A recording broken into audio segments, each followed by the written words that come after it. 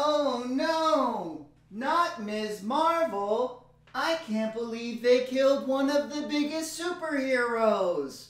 What on earth are we going to do now? Oh my god!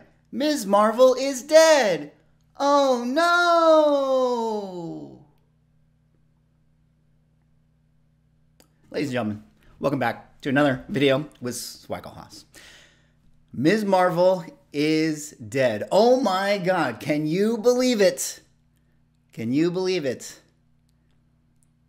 No, you can't. I can't actually believe it. I actually don't believe it. I don't think anyone actually believes it. So in this video, we need to talk about this recent news about Ms. Marvel being killed in Marvel comic books and the leaked photos that got out there secretly onto the interwebs, and talk about how now the pre-sales for Amazing Spider-Man number 26 and the one-shot celebrating the death of Ms. Marvel. Kind of a weird thing to do, a one-shot celebrating the death of her. I guess maybe it's more of a eulogy. Anyways, those things are selling quite a lot in the market. And so I kind of wanted to take a look at that story and then later on talk about the idea of death books. And do death books actually have value in the secondary market? But before I get into it, if you guys could drop me a like, comment, subscribe if you're enjoying the content, help support the channel, do one of those things, I would appreciate it. But let us get into the somber, sad news for the day. Leaked Amazing Spider-Man 26 ending features a major character's apparent death. My goodness. Let me read this article. Later this month, Marvel is set to release Amazing Spider-Man number 26, the issue written by Zeb Wells and illustrated by John Romita Jr., the latest in the team's run on the title. In the promotion for the issue, Marvel has called it the most shocking issue of Amazing Spider-Man in 50 years. My goodness. There you can see, ladies and gentlemen, that is cover A right there of this issue, set to release in a couple weeks. I'll go down here and we'll kind of jump forward to the main story. Here are the pages which first appeared in a Reddit post and have since circulated on social media as they've appeared online. Low resolution, cropped, with illegible dialogue and no context around the events. And there we see Ms. Marvel as she slowly closes her eyes and, in theory, or apparently, dies in Spider-Man's arms. I love this idea that these are leaked images. You know, like we're not all living in 2023 with 4K resolution cameras, you know, that somehow this is like a super blown up picture that was taken by Natasha Romanoff, you know, as she snuck through the offices in New York to try to get this cover, and not some marketing department person thinking to themselves, you know, that would be actually pretty cool if we leaked this on Reddit. And maybe we just take a photo and we put one of those like leaked filters over the top of the photo to make it look like it was a secret picture. Because, you know, frankly, I mean, later on people will get the high resolution photo, you know, shortly after the leaked photo. Once, you know, people start talking about it, we'll leak the high resolution one as well. But this one will feel so much more secretive if we come out this way. But this obviously kind of set the comic world on storm to some degree. I mean, there's a whole other side of the conversation that we can kind of get into. People celebrating Ms. Marvel and people getting, you know, offended by Ms. Marvel, you know, being celebrated for dying. We're not really here to talk about that. We're here to talk about this idea that, you know, this comic obviously is kind of a PR stunt. I mean, we know what Marvel does here. In these markets, they always, you know, have these death of Doctor Strange, or, oh, we've officially killed Thanos, or now Ms. Marvel, this is her death, or Captain America is dead. Oh my goodness.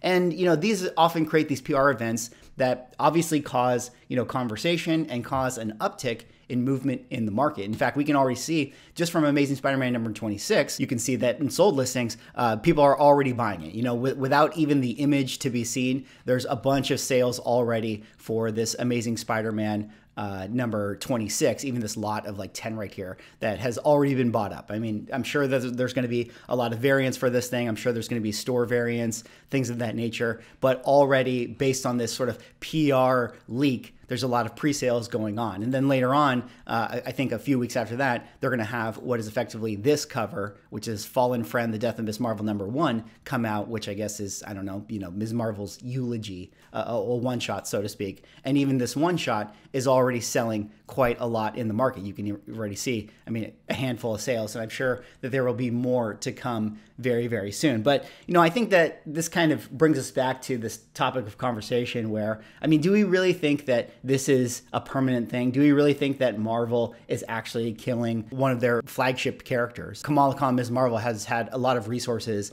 invested into her, and they're clearly not going to be getting rid of this character approaching the release of the Marvel's movie, who, of course, Kamala Khan is a part of. But I thought it was really funny. It reminded me of, a couple years ago, we got the death of Thanos in Infinity Wars. Do you guys remember this? And I had to go back to watch this trailer because I remember watching it at the time. And even the people talking in this trailer, even they don't believe themselves, when they're saying this. I mean, I just want to play a little bit of this. You guys got to remember this. You got to watch this. Look at this. Look at this. Thanos is dead. I mean, just look at him say that. Just like look into his eyes. I feel like after he says the sentence, he kind of like looks off a little bit. Like he doesn't even believe himself. Thanos is dead. Like, did you see that? He kind of like looked up to the corner, and then it goes in here, and CB Cebulski is like, "Oh, this is very serious." Look at this. Summer of secrets. And if you didn't believe us before, after Infinity Wars Prime, you definitely have to. I didn't pitch his death lightly. It's integral. There is no way. Like, Gary Dugan's like, this was a very serious pitch of mine to kill this character and take Thanos off of the table forever. And you notice that when they did this, this was July 27, 2018. I mean, this is right after Infinity War going into Endgame. And so this obviously seems to be a popular marketing ploy, over at Marvel. I can't really figure out why, it would be something that they would want to do to kill a character who, effectively is being, heavily involved in pop culture at the time. But we've seen this time and time again. I think we had Death of Doctor Strange when Multiverse of Madness came out. We had Death of Thanos when we were in Infinity War and Endgame. And now we're about to get the Marvels. We're going to have the death of Miss Marvel. But let's transition it back here to the kind of comic book collecting side. Of course, that Death of Thanos was here in Infinity Wars #1. And just to kind of bring up a point, I pull up the 9.8 grades. Let's take a look at, where this book sells today. Effectively it came out pre-screen 9/8 around the $42 range, dropped all the way down to $17.50, and where it is today, maybe last couple sales, selling around the $35 range, although that is all the way back in 2020. I mean, essentially that means nobody is buying this book, nobody cares about it anymore, because obviously, the death of Thanos was not something anyone took seriously. And that's kind of where we bring it back to the point of this video. Like, does Fallen Friend, The Death of Miss Marvel #1, or Amazing Spider-Man 26, which again is this cover right here, do these books have any sort of future in terms of, the values and like the collectability in them? And I suppose that there is always the potential, but what we've seen with books that have been, successful, that are like death books, effectively are books like ASM 121, ASM 122, ASM 294, Batman 428, Daredevil 181. All of these death books, I would say, while they're not major keys that, are necessarily going to the moon, but they do command value. I think what is, consistent with all of them is that they were great stories. They were classic stories, and the deaths felt earned in a way. I mean, of course, all of these books came out at times where,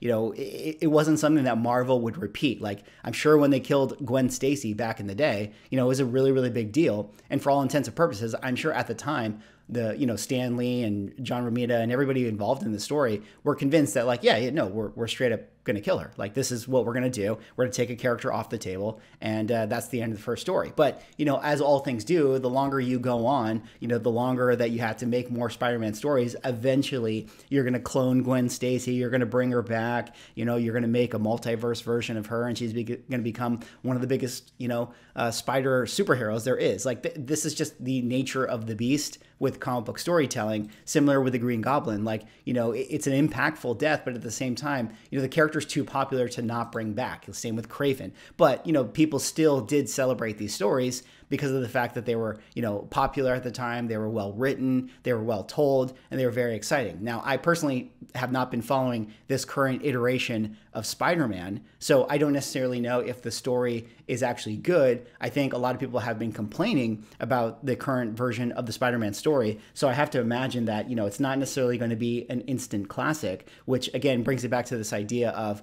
will the death of Ms. Marvel command any secondary market value? And I would be very, very skeptical, and I would not be someone looking to stack, CGC 9/8 to hold for the next 10 years. Now, some of the other interesting things about these books, A Death of Jason Todd or Death of Elektra, is it's obviously a character that is integral to, a main protagonist that we really, really like. Now, obviously, Spider-Man has had some pretty significant deaths, and they are putting Ms. Marvel's death in the Spider-Man issue. But I have a hard time thinking that Ms. Marvel, Kamala Khan's death, it has so much meaning to Peter Parker's Spider-Man in the same way that Gwen Stacy's did, or Kraven, or Green Goblin and things of that nature. Similarly with Daredevil, obviously Death of Elektra has way more significance to Matt Murdock than I think this would be the equivalent of, like, if we had Death of She-Hulk in Daredevil, which again would be, I'm sure, sad for Daredevil, but it's not like his actual love interest. And even Daredevil 181, as celebrated as it is not necessarily a book